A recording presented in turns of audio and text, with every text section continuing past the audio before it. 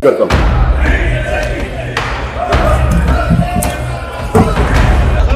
Party जिंदाबाद जिंदाबाद जिंदाबाद, अखिलेश यादव जिंदाबाद जिंदाबाद जिंदाबाद। ये धरना लेकर आते हैं क्योंकि जनता ने अब इनको बिल्कुल धरने पर बैठा ही दिया है।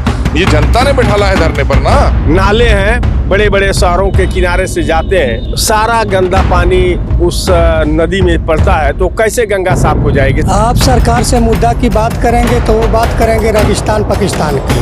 गाय गोबर के ये राजनीति करते, हिंदू मुस्लिम को लड़ाते हैं। सरकार का साथ दे के पहले उनको पास कराना चाहिए, गुंडई की बात बाद में करनी चाहिए। अधिकारों का हनन हो रहा है, विधायकों का, जनप्रतिनिधियों का, तो हंगामा स्वाभाविक बात है। ऐसा वो चाह रहे हैं कि इस तरह से हम बाधाएं डालें ताकि सत्र चल ना पाए। आज से शीतकालीन विधानसभा सत्र उत्तर प्रदेश की शुरुआत हो चुकी है और शुरुआत में ही हम आपको बता दें कि समाजवादी पार्टी के तमाम विधायक धरने पर बैठ गए और उन्होंने तमाम तरीके के मुद्दे उठाए, जिनमें से एक अहम मुद्दा उन्होंने उठाया कि सरकार संभल और बहराइच के हिंसे को लेकर बात नहीं करना चाहती है। इस बात को लेकर ये देखा गया कि अंदर भी काफ़ी ज़्यादा हंगामा हुआ और सत्र ठीक तरीके से नहीं चल पाया। तो इसी पर आइए हम बात करते हैं तमाम भाजपा कार्यकर्ताओं और बड़े नेताओं से और साथ ही साथ जानते हैं समाजवादी पार्टी कार्यालय के बाहर भी कि आखिर उनकी इस पर क्या प्रतिक्रिया है। संसद का मामला जो आपका संसद में उठाने की बात संभल के मामले को है, तो संभल में तो अपने पहले दोनों नेताओं को जाके समझाएं जो आपस में ही लड़ रहे हैं। वहाँ की जनता का अहित कौन कर रहा है? समाजवादी पार्टी कर रही है। तो समाजवादी पार्टी के ही तो दो नेता बड़े लड़ रहे हैं वहाँ पे। उनके वर्चस्व की लड़ाई में हमारे पुलिस प्रशासन को वहाँ जो है सिक्योरिटी देना पड़ रही है, लॉ एंड ऑर्डर मेंटेन करना पड़ रहा है और तमाम चीज़ें जो वहाँ पर उपद्रव हो रहा है वो कर तो समाजवादी पार्टी के लोग रहे हैं। तो इसमें हमारे ऊपर क्यों आप यहाँ सदन क्यों नहीं चलने दे रहे हैं? ये जनहित के लिए चलता है सदन। अगर उनको यही है कि जनता के हितों का काम करना हो तो ये प्लेटफॉर्म यहाँ पर नीतिगत तरीकों पर चर्चा होती है, चाहे संसद हो और चाहे विधानसभा हो। इसके अंदर नीतिगत तरीके जो जनता के हितों के लिए, उनके कल्याण के लिए बातें होती हैं, उसको एग्जीक्यूट कराने के लिए कहाँ की क्या समस्या है। जितने माननीय विधायक आते हैं वो अपने अपने क्षेत्र की समस्या लेकर आते हैं। ये धरना लेकर आते हैं क्योंकि जनता ने अब इनको बिल्कुल धरने पर बैठा ही दिया है।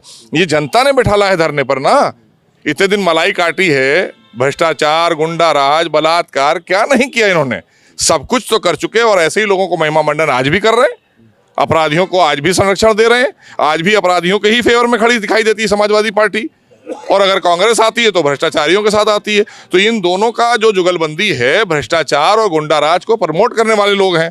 आदरणीय योगी सरकार गुंडाराज को भी खत्म किया, भ्रष्टाचार को भी खत्म किया आदरणीय मोदी सरकार ने। तो हम तो सीधी तौर पर जनहित की बात करते हैं। सदन होता है जनता के हितों के लिए, ना कि धरना प्रदर्शन और अपने फोटो खिंचवाने के लिए। जैसा कि संसद में भी हुआ और आज विधानसभा में भी हुआ, समाजवादी पार्टी ये आरोप लगा रही है कि भाजपा जो वहाँ पर बात नहीं करने देना चाहती, चाहे वो बहराइच का मुद्दा हो चाहे वो संभल का मुद्दा हो, इसी वजह से वो धरने पर उतर रहे हैं। बात करने देना चाहती है जहाँ पर आप सदियों से कुंडली मार कर बैठे वहाँ के लोगों को लूटने का काम कर रहे थे। आज आप क्या वहाँ लेने जा रहे हैं? आप तो आज आपकी जनता वहाँ की आपसे त्रस्त हो चुकी है, आपको हटा रही है, अब आपको पसंद नहीं करती है। तो अब क्यों जाना चाहते हैं? आपको तो वैसे ही प्रदेश से और देश से बाहर कर दिया, कांग्रेस को भी बाहर किया देश से, प्रदेश से इनको समाजवादी पार्टी को बाहर किया। तो कब तक अराजकता और गुंडाराज और भ्रष्टाचार देखती जनता? आज एक अच्छे विकसित भारत की तरफ बढ़ रहा है देश। आदरणीय मोदी जी के नेतृत्व में उत्तर प्रदेश आज विकास की ऊंचाइयों को छू रहा है। आदरणीय योगी जी के नेतृत्व में आज महाकुंभ हो रहा है, उसकी चर्चा पूरे विश्व स्तर पर हो रही है, विश्व भर से लोग आ रहे हैं।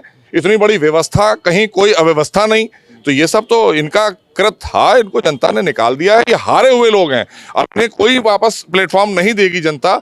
ये यही कर सकते हैं कि सड़क पर लौटते रहें और सड़क पर लौटने के लिए छोड़ा इनको। जिस तरीके से विधानसभा सत्र में देखा गया कि समाजवादी पार्टी के विधायकों ने इस चीज़ पर प्रदर्शन किया कि संभल और बहराइच में बात करने का मौका विधानसभा में नहीं मिल रहा है, क्या कहना चाहते हैं? इसे किस तरीके से देखते हैं? लोकतंत्र में हर किसी को बोलने का अधिकार है और जनप्रतिनिधि अगर विधानसभा में नहीं बोलेगा समस्याओं पर, बहराइच है, संभल है, तमाम मुद्दा है, और सरकार बोलने नहीं देना चाहती है, इसका मतलब है कि अधिकारों का हनन हो रहा है, विधायकों का, जनप्रतिनिधियों का। तो हंगामा स्वाभाविक बात है, जो भी हुआ वो होगा।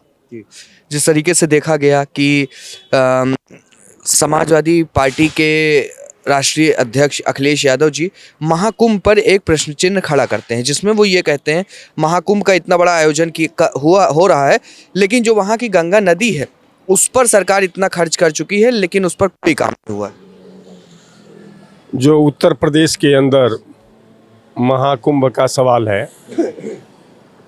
तो इस देश के प्रधानमंत्री और भारतीय जनता पार्टी तो गंगा पर ही राजनीति किए हैं, गाय और गंगा पर, और हर बार अपने चुनाव वादा करते हैं कि हम गाय कटने नहीं देंगे और गंगा को साफ करेंगे। इनके भारत सरकार के मंत्री रही हैं, वो गंगा उस मंत्रालय का जिम्मे था। अरबों रुपया सरकार ने उस पर पानी की तरह बजट देकर बहाया, लेकिन 10 वर्ष हो गए और अभी तक गंगा साफ नहीं हुआ है। और हमारे राष्ट्रीय अध्यक्ष जी सही कहे हैं कि जितने नाले हैं बड़े बड़े शहरों के किनारे से जाते हैं, सारा गंदा पानी उस नदी में पड़ता है, तो कैसे गंगा साफ हो जाएगी। सरकार के पास बजट है, केवल पानी के नाम पर बहाते हैं। अगर सरकार ने बजट की व्यवस्था किया उतना करोड़ों अरबों रुपया, तो उस पर व्यवस्था बनाना चाहिए सरकार को कि जो हम गंगा के नाम पर, सफाई के नाम पर जो पैसा सरकार का ले रहे हैं उसका सदुपयोग करते हैं। वो केवल गंगा के नाम पर, सफाई के नाम पर, हिंदू के नाम पर लोगों को वोट लेंगे और गुमराह करेंगे। ये भारतीय जनता पार्टी के नेचर में है। सरकार का तो, विपक्ष का तो काम ही यही है, आरोप लगाना।